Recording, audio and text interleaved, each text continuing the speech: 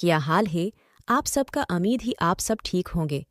ये कहानी ही एक मौलवी के चलो तो शुरू करते हैं। ये कहानी एक ऐसी लड़की की है जिसने एक मौलवी को नेक समझकर उससे शादी तो कर ले, क्योंकि उसने सुना था कि मौलवी अपनी बीवियां बहुत खुश रखते हैं और उनको बहुत प्यार देती हैं। मगर वो ये नहीं जानती थी कि मौलवी शादी की पहली रात अपनी ताकत बढ़ाने के लिए क्या कहती हैं और अपनी बीवियों का क्या हाल कर देती। जब तक इस लड़की को पता चला तब तक तो बहुत देर आई। ये कहानी सुनती हैं इस लड़की की ज़बानी। मेरी शादी एक मौलवी से हुई थी। मुझे नहीं पता था कि मौलवी बहुत ताकतवर होती हैं। मुझे बस ऐसा लगता था कि वो बहुत शरीफ और नेक होती हैं और वो बीवी की हुकूक अच्छी तरीके से निभा सकती हैं।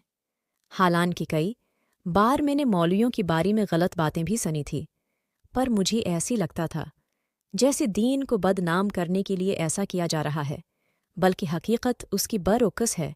लेकिन मुझे मालूम नहीं था।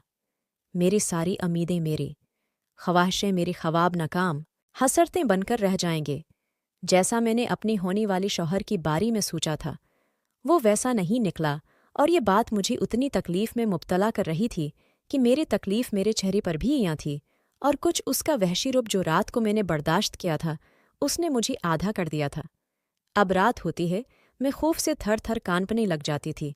मेरा दिल करता था, रात आई है, मेरा दिल करता था हमेशा के लिए सो जाऊं। एक लड़की की जब नई नई शादी होती है उसके अंदर जीने की उमंग बढ़ जाती है, मुस्कुराहट उसके चेहरे से जिदा नहीं होती है। लेकिन मेरी अंदर जैसी जीने की सारी उम्मीदें ख़त्म हो चुकी थी। मेरी सास मुझे डांटती थी कि बन सनूर की रहूं, मगर मेरा दिल ही नहीं करता था कि मैं बन सनवार की रहूं। मैं उतनी नाजुक नफीस लड़की थी। आपने शौहर की दरंदगी देखकर मेरा दिल मातम करने को कहता था, मगर दुनियावी दखावी के लिए और अपनी वालदीन की वजह से मैं अपनी लब से हुई थी। क्योंकि बंद कमरे में शौहर ने जो मेरे साथ किया था वो किसी को बताने के काबिल नहीं था। औरतें ऐसी बातें किसी को नहीं बताती हैं। अगर वो कमरे की बातें बाहर निकालें तो उनकी बदनामी होती है। मैं शादी की मुआमले को लेकर बहुत ज़्यादा हसास थी और चाहती थी कि मेरी शादी किसी ऐसी इंसान के साथ हो जो मुझे दिल से इज्जत व एहतराम करे। और प्यारी दोस्तों, अगर आप इस कहानी को मज़ीद आगे सुनना चाहते हो तो मेरे चैनल को सब्सक्राइब करें और कमेंट ज़रूर करें कि आपको कहानी कैसी लगी।